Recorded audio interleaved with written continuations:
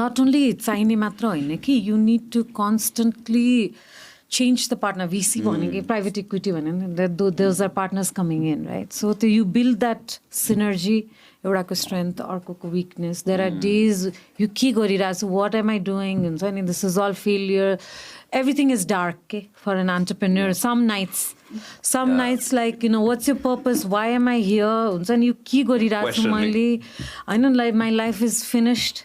हुन्छ नि भन्ने टाइपको चाहिँ एन्टरप्रेन्योर्समा चाहिँ आइम स्योर हुन्छ नि. There are mornings where you drag yourself and हुन्छ नि the mornings where 5 AM you are ready and you're out the door and you know versus त्यो फुल टाइम जबमा चाहिँ त्यो कहिले एउटै केसमा गइरहेको जस्तो लाग्छ कि मलाई. Yeah and then I you know I did that for the longest time and I don't think I was so happy जस्तो लाग्छ कि अहिले looking back as a full time employee.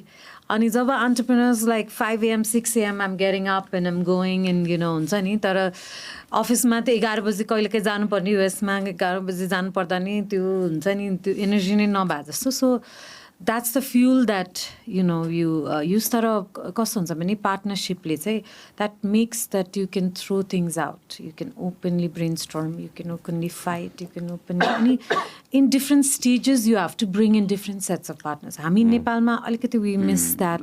We don't have that kind of culture to trust people and then यो mind set of हुन्छ नि फ्यामिलीमा business गर्नु हुँदैन, यो त्यो हुन्छ नि त्यो टाइपको धेरै सम ग्रुप इन द हाम्रो कल्चरली बिजनेस माइन्डेड नभएको हिसाबले.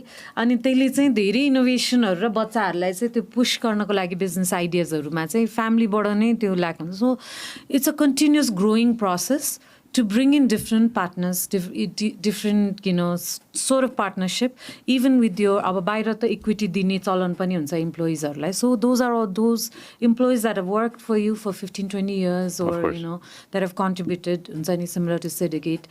So त्यो उनीहरूलाई पनि त्यो part of the share बनाउनको लागि we have to be more open, culturally open हुनु एकदमै जरुरी छ as we're bringing in more businesses and we're heading towards in this path.